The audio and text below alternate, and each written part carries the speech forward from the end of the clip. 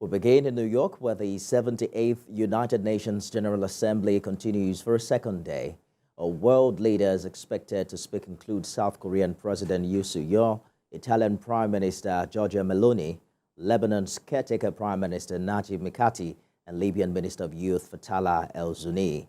Major events include UN Security Council meeting on Ukraine, where Ukrainian President Volodymyr Zelensky will be in the same room as Russian Foreign Minister Sergei Lavrov for the first time in 2 years.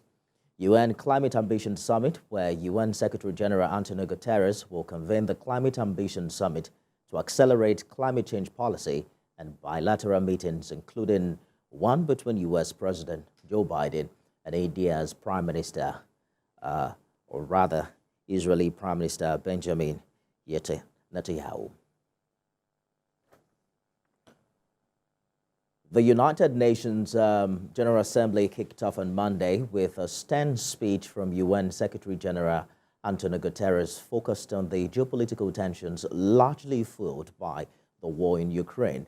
The first day saw speeches from high-profile leaders including U.S. President Joe Biden, Turkish President Recep Erdogan, Ukrainian President Volodymyr Zelensky, and Iranian President Ebrahim Raisi.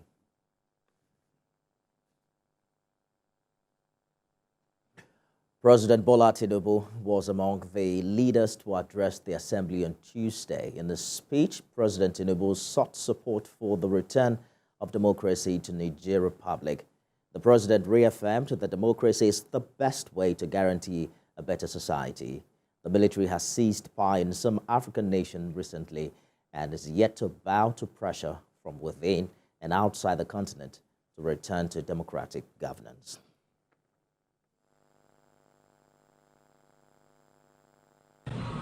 The wave-crossing part of Africa does not demonstrate favor towards coup. It is a demand for solution to perennial problem. Regarding Niger, we are negotiating with the military leaders. As chairman of ECOWAS, I seek to help establish democratic governance in a manner that addresses the political economy challenges confronting that nation. I extend a hand of friendship to all of you who may genuinely support this mission for a democratic governance in that nation. President Tinubu is also advocating global sanctions on companies and persons illegally smuggling arms and minerals in and out of Africa. The president's speech also captured Nigeria's interest in business partnership with other countries of the world. TVC News State House correspondent Femi Akonde reports on the highlight of President Tinubu's speech at the UN. Just outside the United Nations headquarters, people are making their way inside. Ahead of President Bola Tinubu's speech to the UN General Assembly, his first address on the biggest global stage as the leader of Nigeria.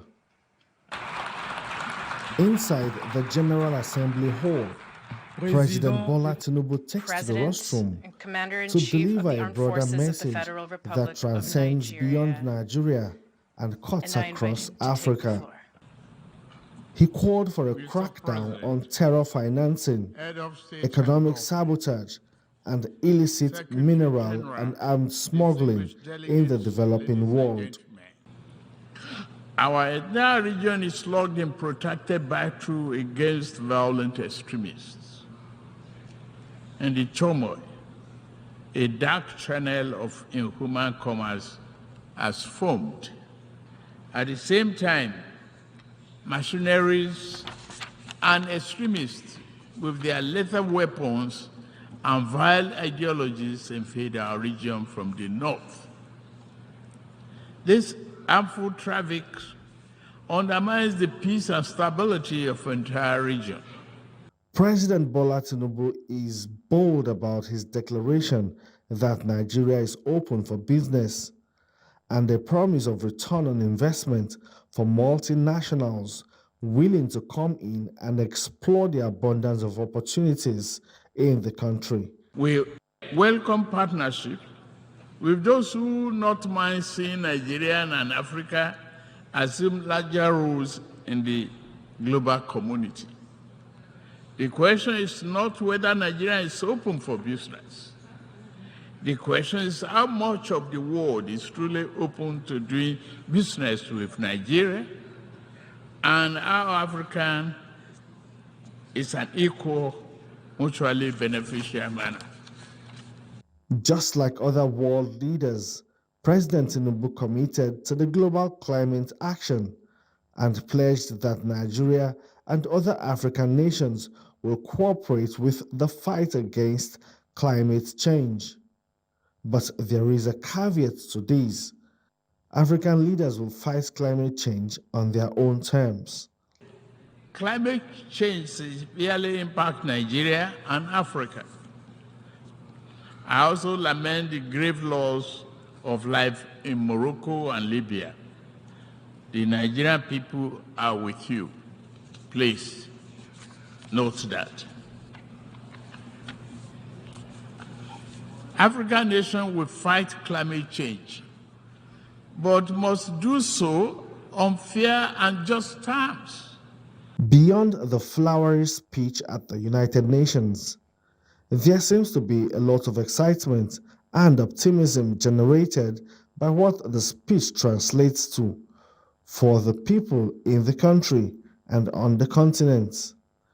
They commended Nigeria's new posture of leadership in Africa. The coming days will be busy for President Bola Tinubu as he continues to push Nigeria's investment drive and fast-track national growth and opportunities. Femi Akonde, TVC News, New York.